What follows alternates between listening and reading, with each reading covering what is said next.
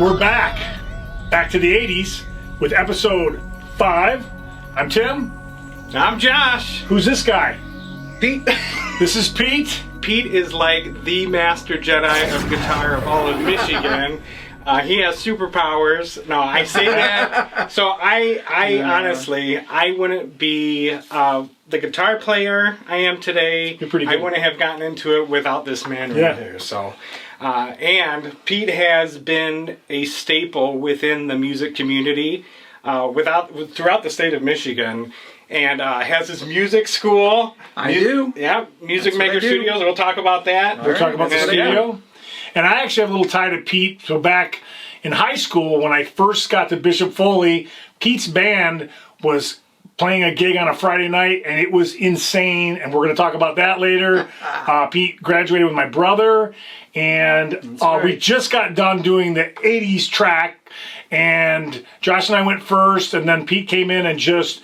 Everything that Pete does on the guitar, everything is everything I'm trying to do. So Come on. No, you gotta see, he's doing the die bums, he's milking the trom, he's palm muting, it's fantastic. Well, for today, let's talk about Pete and the guitars. Let's talk a little bit about this beautiful guitar. This guitar?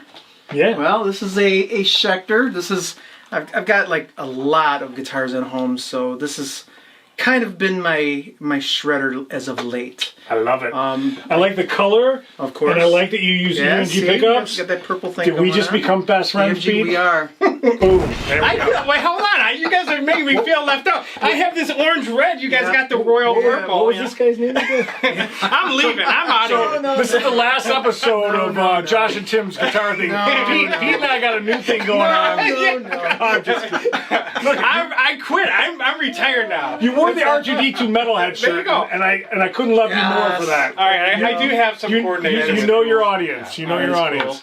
So we just did the track. We all used the same plugin from Neural DSP. We used the 5150 amp on Archetype Nolly. Pete used this Schecter with the EMGs. I used the Charvel with the EMGs. Josh, what did you use? I just used the Mexican Strat, player Strat, but it's got this plus top. Aren't you guys impressed? That's a straightforward thing right there. Wait, are those special pickups by Gabriel No. Jafaro? No special pickups. You don't need no special stuff. I don't need no. I'm need just no kidding. special We've stuff. talked about this before. When Josh and I use the exact same plugin with the exact same delay, Josh sounds so different. Like the tone changes. You use the neck pickup a lot today. Yeah. Today there's some good ones. It's great. Pete and I. King of tone. Yes. Wow. Yeah. It shows that it's in the fingers. I think Pete and I sounded a little similar with the same preset because we have EMG guitars and we're kind of going for the same stuff. But Are those actually the same pickups? Like these are These are 85. Yeah, these are EMG.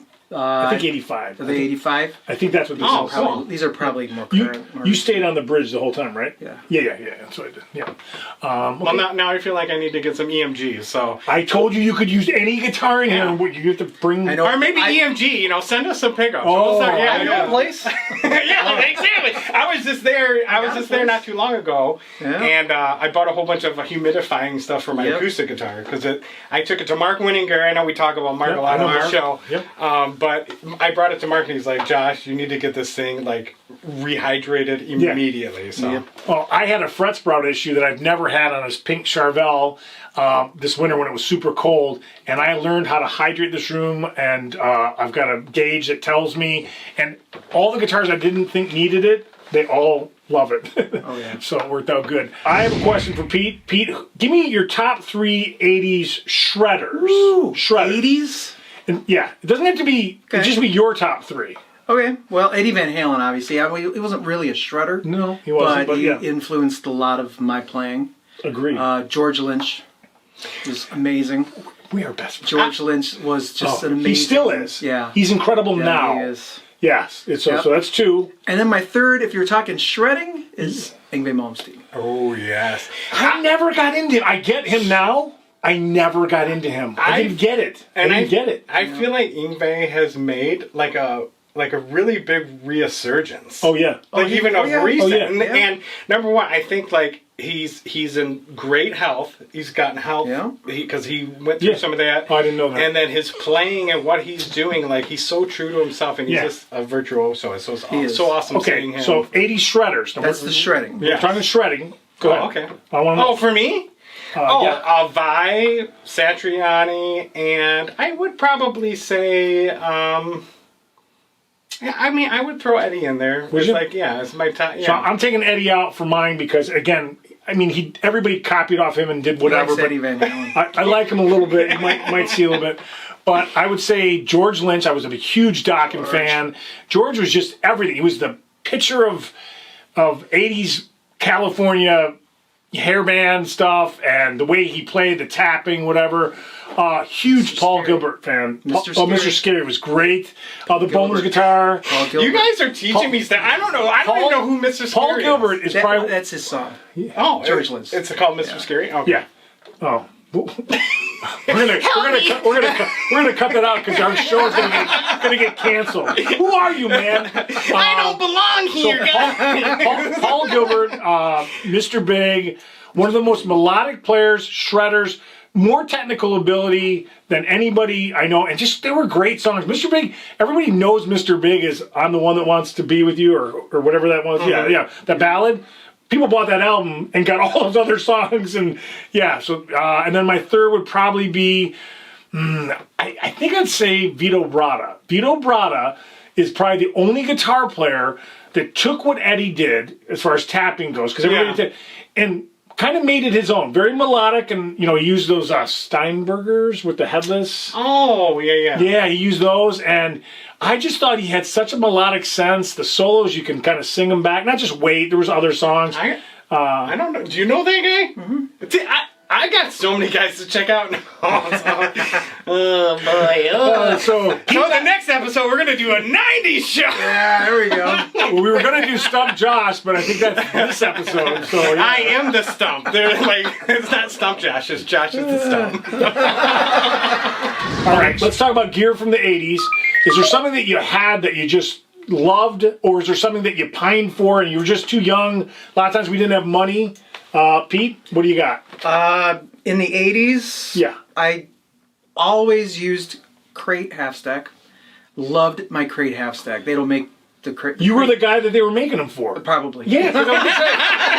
By the way, we are like twins. My first guitar amp was a crate half stack because they were cheap. Crate half stack. I didn't make mine sound good like crate he half did. stack. That was my band, my amp. And then for guitar, I always used the Joe Satriani signature model for. Oh, did you? Ibanez, yeah. Oh wow, that's cool. The little thin line one. So nice. That was my gear, and then like now I'm more like I have a Helix, and I play all kinds of Schecters or you're a Line 6 guy, Line 6. Well, when I play, I really haven't played in a band. I usually play with my students. Okay. And then I use my Helix because it's just easier. But I do have a Mesa Boogie that. When I do play with my brother, that's what I use. So just a little side segue here. I'm curious, Pete, what do you think, because you went through tube amps, you've had great equipment. What do you think about modeling in general and just like, tone-wise? It grew on me. I didn't like it back in the day, in the 80s, but it was kind of new anyway, so you could tell there was a difference. Yeah. But now it's pretty accurate. I mean, it's not as forceful and as loud as, say, like a tube amp, obviously. Sure. But especially for this style of music, this 80s music we were doing, it's perfect for that. Yeah. Josh, what about you? Was there something that... Well, in the 80s, I was, 86, I was about 6 years old, so I did not have any equipment in the 80s. But I will say... it would have been 96 because that's when I started at the music store. We can talk some about that stuff. Yep. And I bought this Fender half stack with the M80 head chorus head. Do you remember it? It had felt. Yep. This gray felt, red knobs. I thought I was like the hottest, slice of pizza in the neighborhood when I had that half stack. I'm like, yeah! And I sucked really bad, but that half stack was pretty awesome. So I'll just say, like, to me, 80s were Kramer guitars. I had a Kramer Focus, and I wanted a Beretta, but I never got it.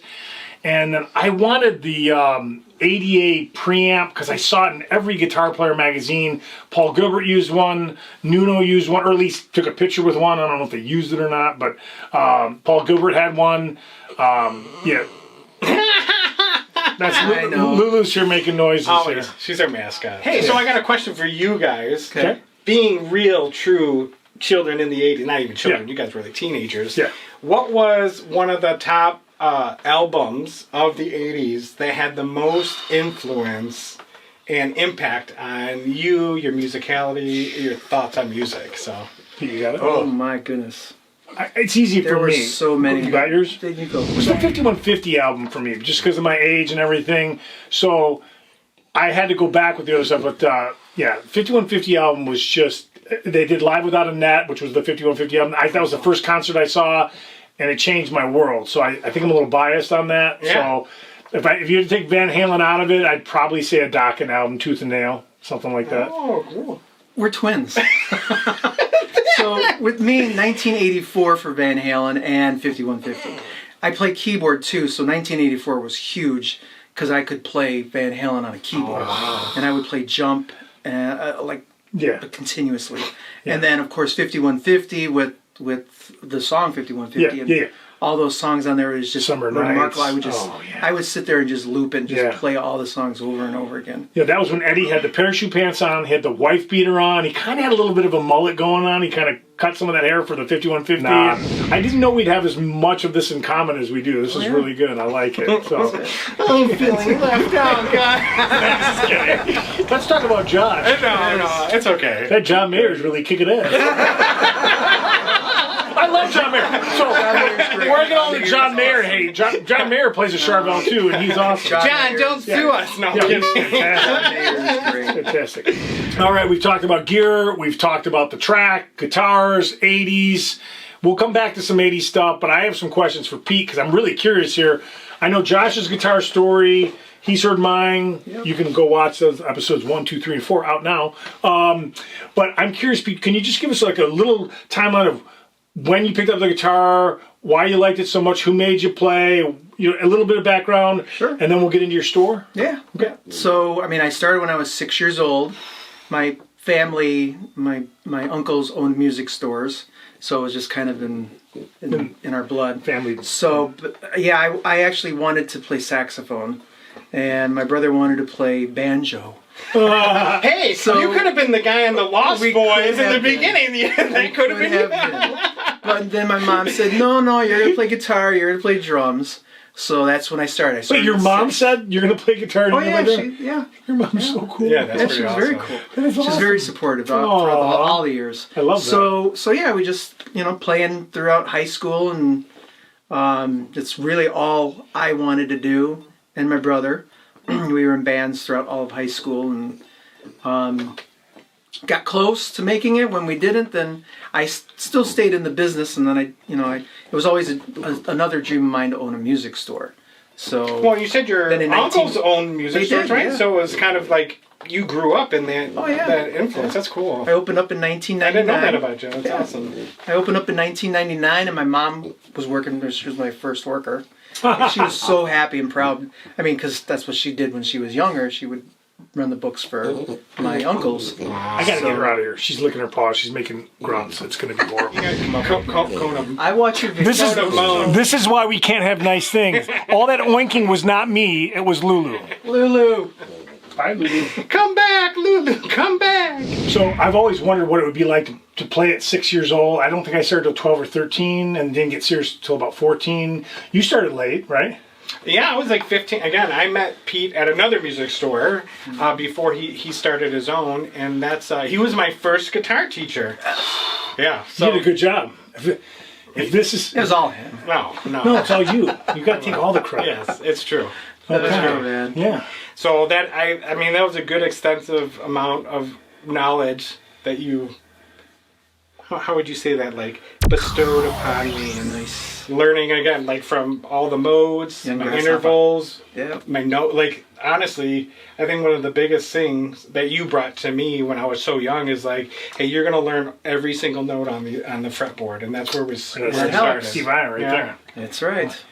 The other thing I think about taking lessons, and I've only had a few lessons way long ago, and it would help me if I had more. I actually take lessons with Sammy Bowler. You know who Sammy? Mm-hmm. Yeah.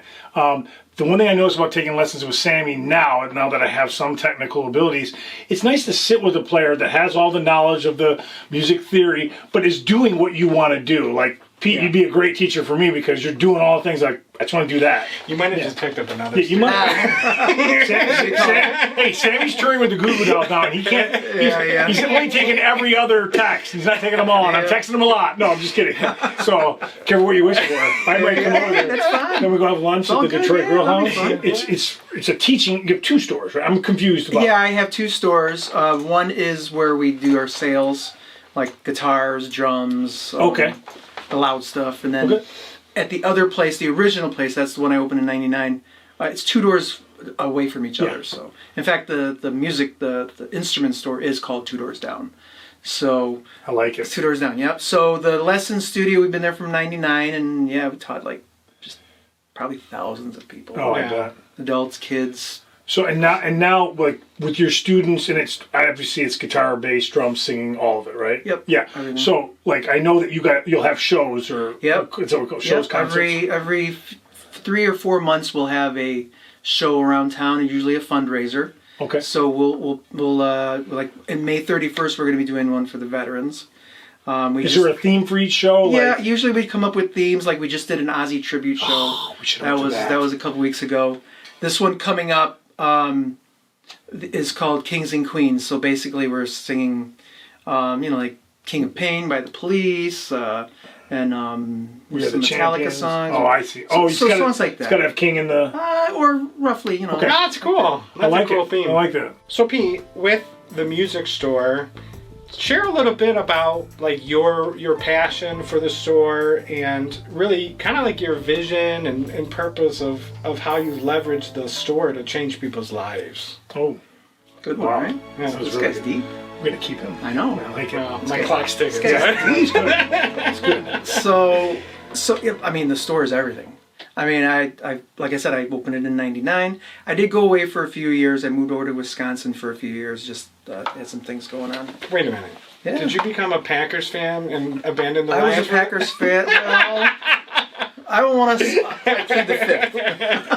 We're cutting this all off. We're cutting this all off. Go Lions! Yeah. So yeah, I was over there for a few years, but when I came back, I mean, the teacher that took it, that had it while I was gone, he gave it back. So Pete, with the store, where do you see like the future of the store going? I know you've expanded. You got 2. You have a whole sales section. You have the whole teaching section with a whole plethora of teachers to help awesome young students coming in. So what's your vision? What does it look like for the music school like 5 years from now? 5 years from now. Yeah. Hopefully, I mean, I'm pretty proud and pretty happy of the direction we've been heading. So just continuing to teach kids and doing more shows and just seeing more musicians come out of this area. That's awesome. I think one of the greatest things that Pete has done is just brought so much joy, happiness, and positivity to our communities, especially to all the young students. You did that in my life, and we can see what you've been doing since, gosh, for how many years? Long time. Like you said, thousands and thousands and thousands of students, families been impacted by what you've done. So on behalf of, again, the community, music community, and we're a small part of it, but dude, thank you for everything you've done. I can only imagine being a teacher, teaching somebody, and like Josh has had so much success. I mean, he has a full-time day job. He's got a wedding band. We played in the bands that we talked about in the previous episode 4. And you're hearing him do all this blues stuff. He's got a very successful YouTube page. For most of us, playing guitar is like a labor of love. You do it because you love it. But I can't even imagine playing at age 6 and then doing what you do and the satisfaction of just getting a student that has success. Every time I turn on one of your videos, which is often, especially whenever you do it, heck yeah, I smile. It's like my boy. I can't believe it. It's my special boy. That almost means more than playing. Because when I hear my students, and I have some students in the industry, and they're all amazing. So when I see that just makes all the time and, putting up with, everything and bills and everything. Oh, that just makes it all worth it. I love when these students learn and they continue with it, like you. Yeah. The students who, it just validates everything you've been doing. And it's so many hours, long hours, 7 days a week. I do have a question. So, Pete, you are still, and my memory from when I was at Bishop Foley, when I saw you as a freshman play, you had technical ability then. You still have it now, all these years later. The guitar is not an easy thing to play. It's probably easier now because of YouTube videos and other things. But the technical ability to just change chords when you first start, that's very difficult. And the way the guitar's tuned, it's like in fifths and then there's a fourth or whatever, but that throws the patterns off. But your technical ability, if we're talking about 80s, one thing that happened in the 80s that maybe people that are a little younger don't realize, the 80s music, I don't want to say it was competitive, but it was like gymnastics. Everybody could tap, everybody could shred, everybody could double pick, everybody could. So you go back and look at the players that we didn't mention, they're all doing amazing things. But Pete, you're doing all these things. Did you just have it? Like, did you have like a technical proficiency from day one, or just because you played from 6? It was a lot of work. Okay. I would sit and I would literally play Van Halen over and over again, like all their albums, and just play through it.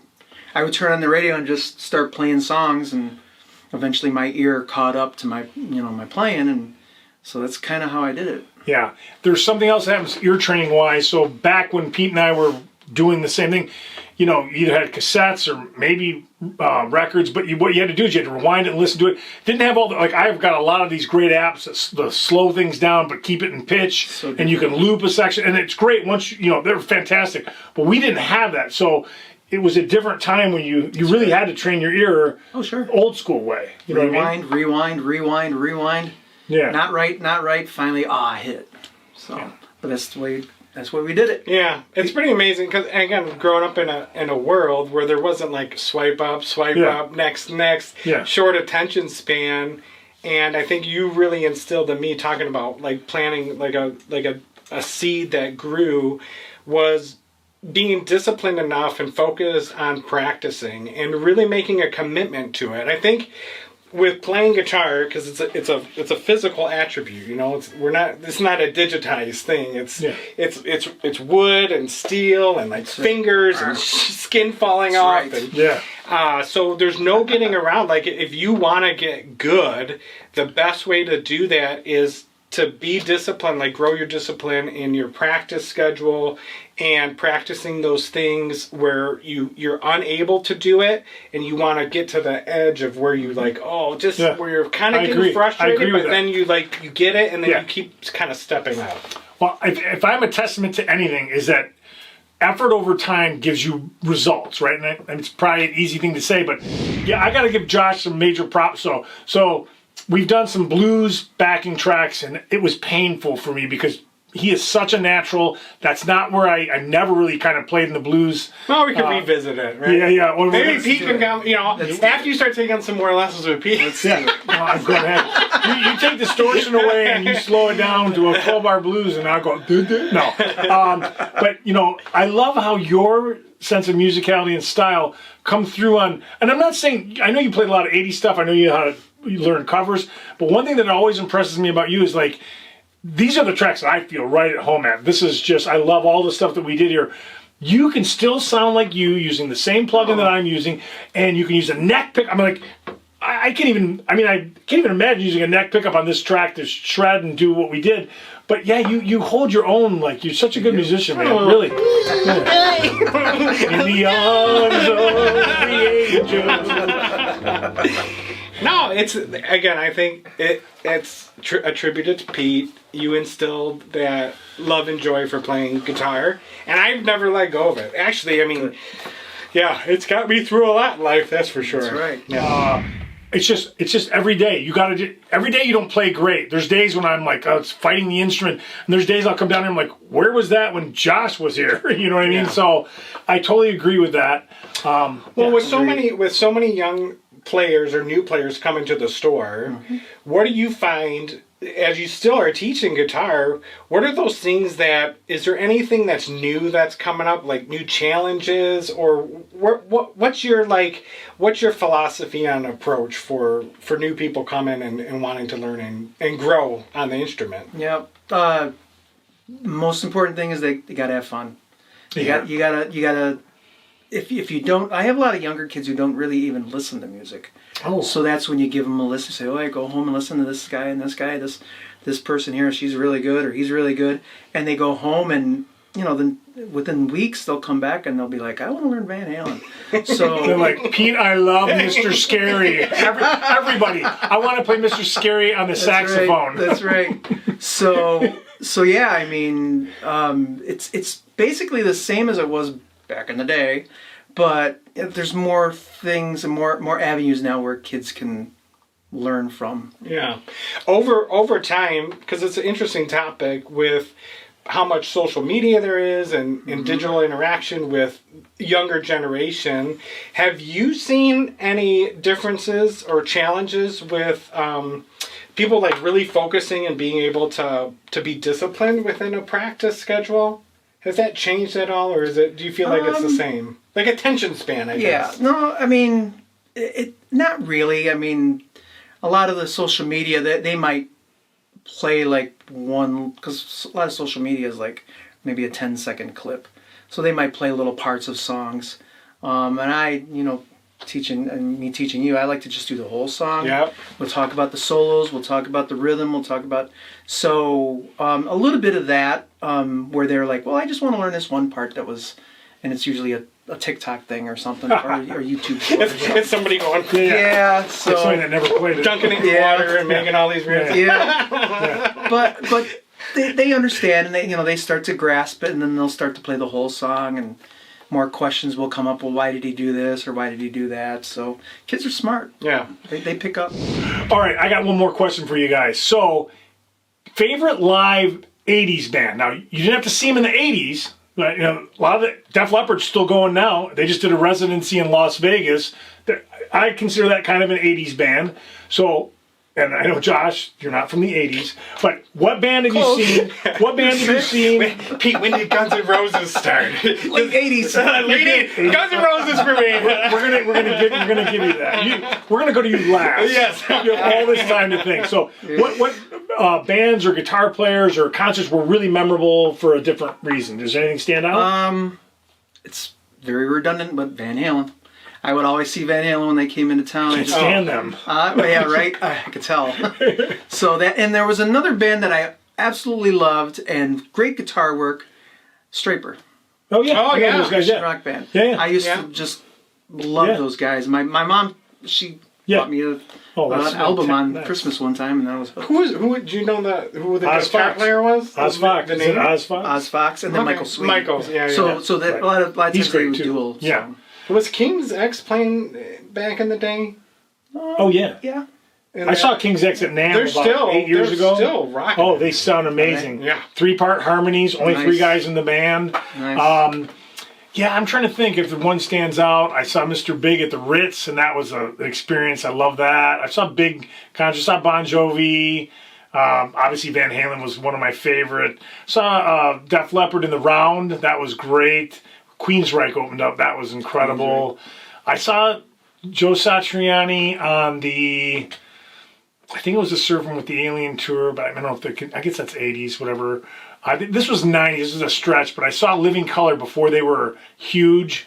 I think that's 90s though, right? Or is it 88? I don't know. It was late 80s. Yeah. I saw Living Colour and Cult of Personality was not out yet, and it was euphoric. All right, I got a couple of just technical questions for Pete here. Okay. What gauge string are you using there? 9s on this. 9s on that. Depends on the guitar. Sometimes I'll use 10s. We went through a big gauge thing recently. I had 10s on everything. Yeah. I got a couple guitars with 9s on it. That gold top I got over there, the EVH, and then that pink one came with 9s, and I loved it so much. But I found my happy medium on most of these guitars are like there's a 9.5 like that. Hybrid. Yeah, so I've been using that. And then pick what millimeter? Heavies. One Heavies are medium. 1.0. Yep. 1.0. I've been using 1.35 with those pointy picks. I know I gave you some of those. I'll give you some. Oh, I got some parting gifts for Pete. He didn't come over here for nothing. Sweet. Pete, what did you think of? Oh, there's a Ferrari. Man, Ferrari it's this outside. big. Though. It's this big. Let's do this again. Yeah. So, Pete, we bought you a new toy Yoda. What? Yes. Pete, you're probably coming back over, so this is just all right. Right. So there was a question I had for you. What did you think you were coming over to do? Or I mean, have you watched the guitar episodes? I have watched your episodes. Okay. I knew I was gonna have to bring the A game. And did he bring these guys? He actually brought the AAA game. Well, AAA, that's minor league. See, he doesn't know that. I thought that was like 3 times as good as no, that's minor league. Oh man, he brought the all-star. Practice. I am messing up this show, guys. Really My bad. knowledge of the 80s is horrible. Can we put a black box over your face there for a while? Pete brought the All-Star A-League MVP. It was really good, Pete. I really enjoyed watching it. So honored and thankful that you guys invited me over, and this has just been awesome. Again, if you have comments, things you like, don't like, things you want to see, if you want to see me out of the show and Pete in for full time, that's good. Thanks for liking and commenting and subscribing and all those great things and support. We don't know what the next episode's going to be, but we did a ballad last time because Pete got sick, we couldn't get together. Then we did the 80s, we've done the blues. I think we got to go back to blues. All right. Well, okay, we're gonna. All right, we'll see. All right, I'll bring my phone. All right, you guys. Let's go. Good show.